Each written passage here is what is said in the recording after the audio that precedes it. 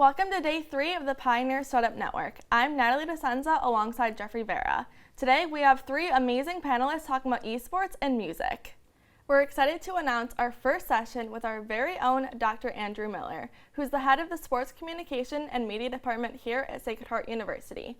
Joining him is Josh Shuart, who is the Director of Sports Management at Sacred Heart University's Jack Welch College of Business and Technology. Let's hear from the directors. We actually have a very active club sports team. They've been playing for several years, competing all over the country. And I knew that was going on, but I did a little bit more peripherally. So together with, again, Josh Shuart, a colleague from the sports management program and administrators at the university, we began to think, all right, esports is something that we're already doing. We're covering it in certain ways. Esports is one of the fastest growing industries. It's probably the only thing that survived the pandemic and actually thrived during it. It's kind of hard to pick out industries that have done probably better during a pandemic than esports.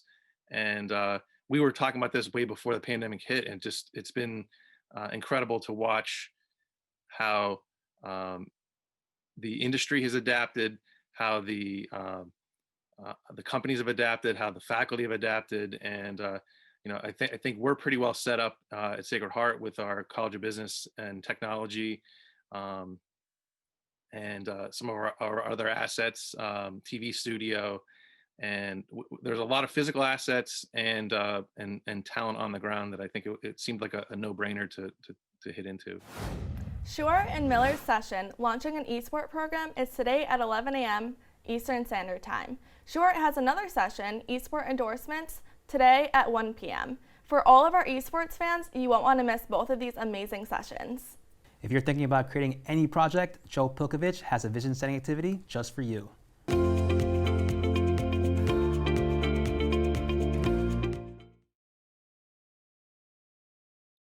Today we're going to talk about a vision setting activity that every founder or startup should run for their brand.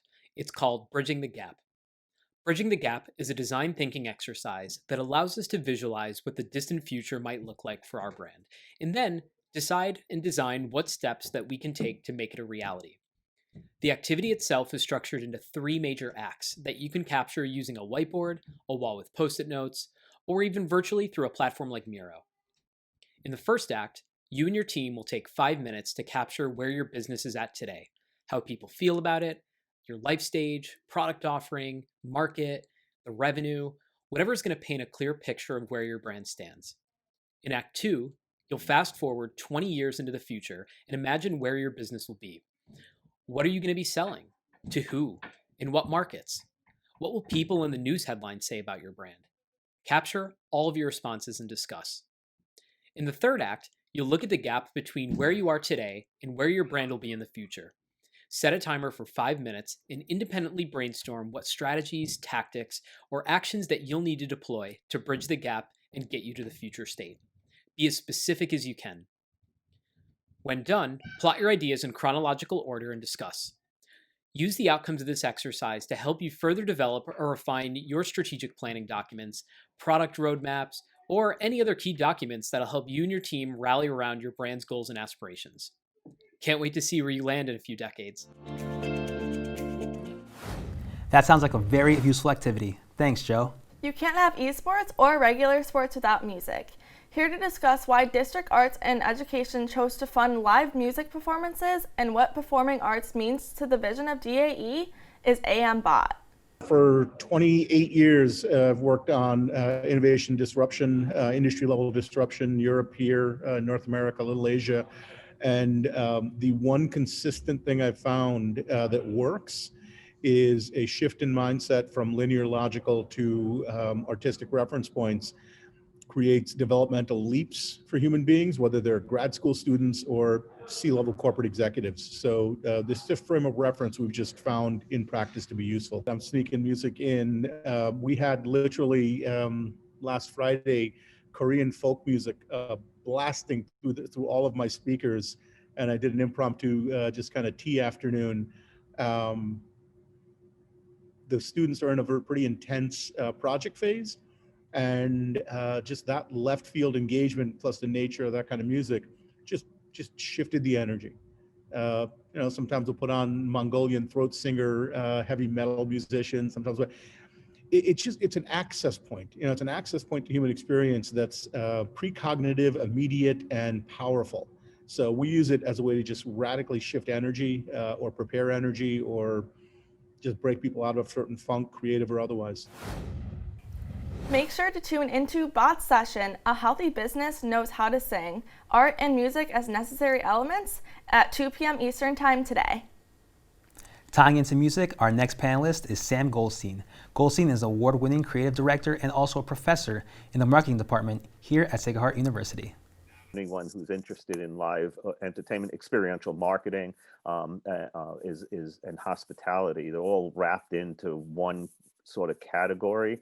And Allison, again, is just, she's deep in the trenches. She's very honest about what's going on. And right now, what is going on is how live entertainment, live venues are going to transition. What we're going through, I find it amazing, exciting. I know it's a daunting situation where, people are just, trying to find their way. Live entertainers, where are they going to be? They're, outside, you can only do outside for a couple of seasons. How do they perform? We're seeing some of them now having on digital.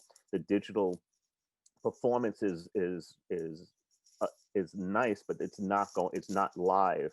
So it's really, how do we balance those? So someone coming into the space has to understand these aspects. I would have musicians just on stage playing. It didn't matter if they had an audience. This is what they do. This is where their art is. This is where they perform from. And they love having, obviously, an audience, but that helps bring this experience to another level, because then you have that energy. Goldstein's session, Business of Live Events and Theater, will be held today at 12 p.m. Eastern Standard Time. You'll want to make sure to tune in for that. We have an exclusive message just for you. We have 2 local bands from New Haven performing today at 4 p.m. Eastern Standard Time. Be sure to tune into that session to hear some great music performed by Chesky and Port of Spain. Thank you for tuning in. Come back tomorrow as we preview more amazing segments coming this week. Make sure to follow Pioneer Startup Network on Instagram and YouTube. I'm Jeffrey Vera alongside Natalie DeSenza. We'll see you next time on Pioneer Startup Network.